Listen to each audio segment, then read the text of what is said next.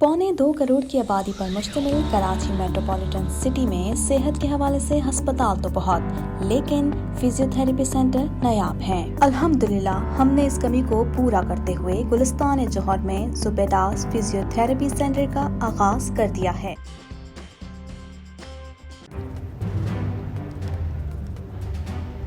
Islamic Finance TV, the only TV channel of the fastest growing Islamic economy in the world and the prime mover of Islamic finance news. Follow us on our social media handles and watch our reports and educational program at www.islamicfinancetv.com. For advertisement, please contact us at islamicfinancetv@gmail.com.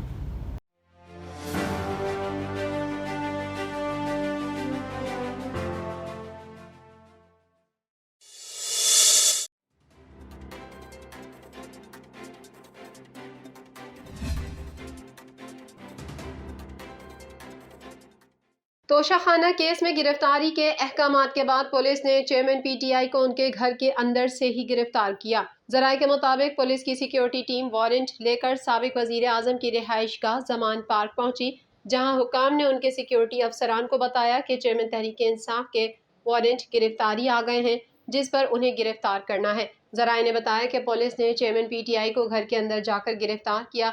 इस दौरान police की एक गाड़ी अंदर गई और बाकी cat बाहर ही मौजूद रहा। जराये के मुताबिक पुलिस अफसरान और चेयरमैन पीटीआई के दरमियान कुछ देर बातचीत हुई, जिसके बाद चेयरमैन पीटीआई ने गिरफ्तारी के वक्त कोई मज़ाहमत न की। उनको घर के अंदर से ही गाड़ी में बिठाया गया और पुलिस बरास्ता ठोकर न्याज बेग उन्हें लेकर मोटरवे से इस्लामाबाद रवाना हुई। दूसरी जानिब वाइस चेयरमैन पाकिस्तान तहरीक इंसाफ शाह महमूद कुरैशी ने चेयरमैन पीटीआई की गिरफ्तारी की तस्दीक कर दी। शाह महमूद कुरैशी का कहना था कि फैसला इंसाफ के तकाजों के मुताबिक नहीं। चेयरमैन पीटीआई ने बार बार जज पर अदम एतमाद का इजहार किया। इंसाफ का तकाजा था कि जज खुद को केस से अलग कर लेते। उन्होंने कहा कि मशावरत से अगला लायहा अमल तय किया जाएगा। फैसले के खिलाफ आला अदलिया से रुजू करेंगे।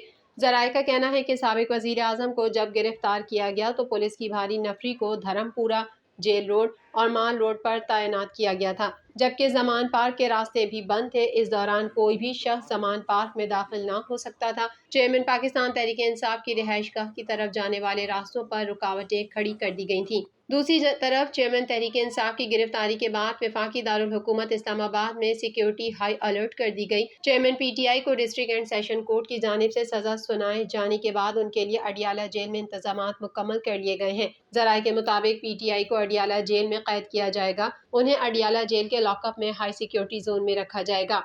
जेल जराये का कहना है कि चेयरमैन पीटीआई को अदालती फैसले के मुताबिक सहूलियात मैसर होंगी। इस्लामाबाद पुलिस चेयरमैन पीटीआई को जेल मुंतकिल करेगी। कबल अजीज जज हुमायूं दिलावर ने कहा कि तोशाखाना केस में चेयरमैन पीटीआई पर इल्जामात साबित होते हैं। उन पर झूठे असासे जाहिर करने का इल्जाम साबित हुआ, काबिल समात होने की दरख्वास्त मुस्तरद की जाती है। अदालत ने चेयरमैन तहरीक इंसाफ को 3 साल कैद की सजा सुनाई और 1 लाख रुपए जुर्माना भी आयद किया। अगर 1 लाख रुपए जुर्माना नहीं देंगे तो 6 माह मजीद कैद होगी।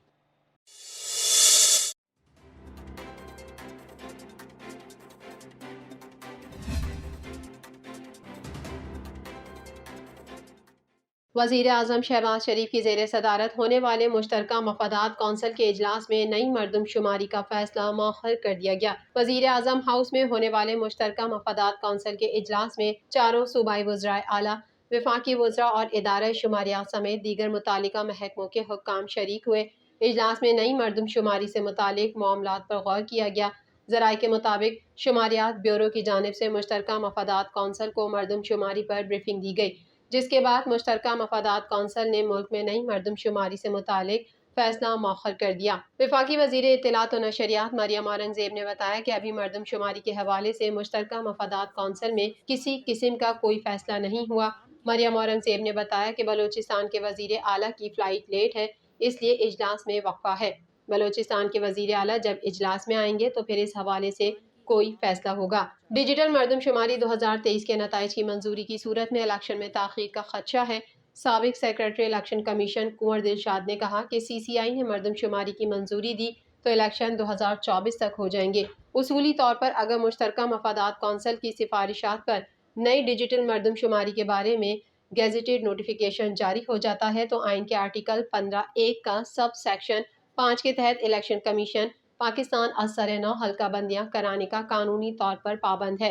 اسمبلیاں 9 اگست کو تحلیل ہوں گی۔ حکومتی اتحادیوں نے اتفاق کر لیا۔ خیال رہے کہ سابق حکومت بھی 2023 کے انتخابات نئی مردم شماری کے تحت کرانے کا فیصلہ کر چکی ہے۔ یہ فیصلہ 2021 میں سابق وزیر اعظم عمران خان کی زیر صدارت مشترکہ مفادات کونسل اجلاس میں کیا گیا تھا۔ پی ٹی آئی حکومت میں مشترکہ مفادات کونسل نے اس بات کی منظوری دی تھی کہ سال 2023 میں ہونے والے انتخابات نئی مردم شماری کے تحت ہوں گے۔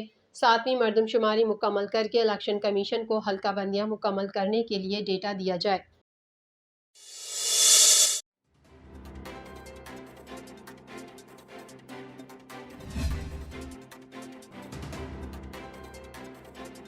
سربراہ عوامی مسلم لیگ اور سابق وفاقی وزیر داخلہ شیخ رشید احمد نے کہا کہ ملک میں جنگل کا قانون ہے۔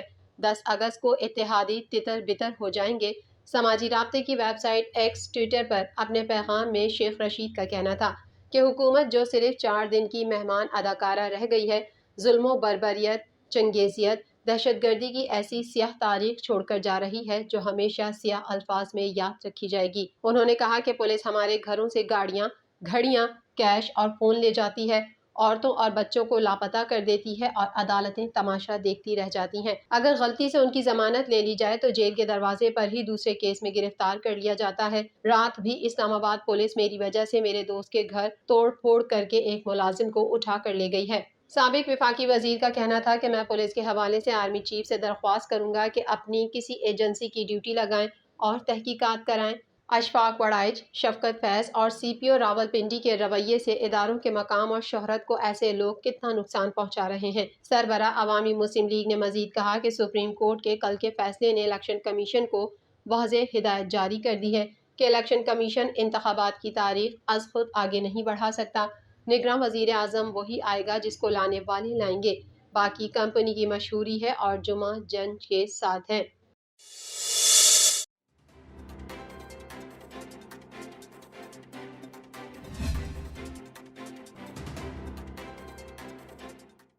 پاکستان سمیت دنیا بھر میں آج یوم استحصال کشمیر منایا جا رہا ہے۔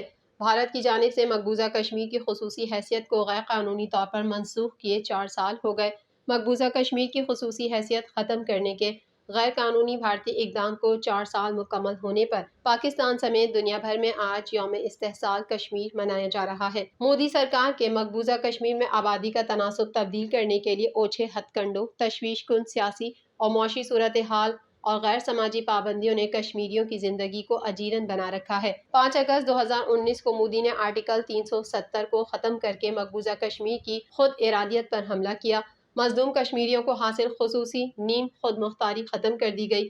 مودی سرکار نے جائیداد کی خرید و فروخت کا قانون پیروں تلے رونتے ہوئے غیر کشمیری افراد کو زمین الاٹ کرنا شروع کر دی اور اکثر علاقوں کو اسٹریٹجک ایریا قرار دے کر بھارتی فوج کو قبضہ کرنے کا اختیار بھی دیا۔ یوم استحصال کشمیر کے موقع پر اپنے پیغام میں وزیر اعظم کا کہنا تھا کہ آج بھارت کو مقبوضہ جموں کشمیر کی خصوصی حیثیت کو یک طرفہ اور غیر قانونی طور پر منسوخ کیے 4 سال گزر چکے ہیں۔ بھارت نے کشمیری عوام کو دبانے کے لیے طاقت اور تشدد کے وحشیانہ استعمال کا سہارا لیا۔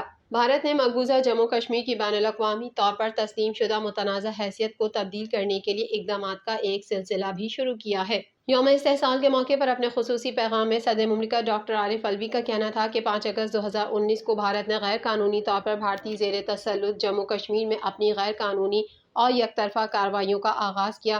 ان کارروائیوں کا مقصد کشمیری عوام کو بے اختیار کرنا، حق رائے دہی سے محروم کرنا اور ان کی اپنی ہی سرزمین سے بے دخل کرنا ہے۔ یوم استحصال کی جانب سے مقبوضہ جموں کشمیر کی خصوصی حیثیت ختم کرنے کے 4 سال مکمل ہونے پر پاک فوج کے شعبہ تعلقات عامہ کی جانب سے ایک بیان جاری کیا گیا ہے جس میں کہا گیا ہے کہ بھارتی ہتھ کنڈے خطے کی سلامتی کے لیے خطرہ ہیں۔ Chairman joint chiefs of staff committee, مسلح افواج کے سربراہان اور افواج پاکستان کی جانب سے یوم استحصال کشمیر پر مقبوضہ جموں کشمیر کے عوام سے اظہار یکجہتی کا اعلان کیا گیا ہے۔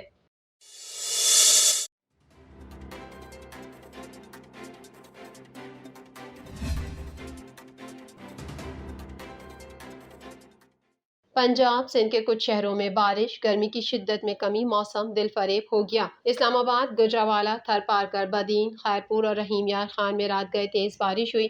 تیز بارش کے سبب کچھ علاقوں میں کھڑی فصلیں بھی متاثر ہوئی ہیں۔ دوسری جانب محکمہ موسمیات کے مطابق آج بھی اسلام آباد اور پنجاب کے بعض علاقوں، بالائی خیبر پختونخوا اور کشمیر میں بارش کا امکان ہے۔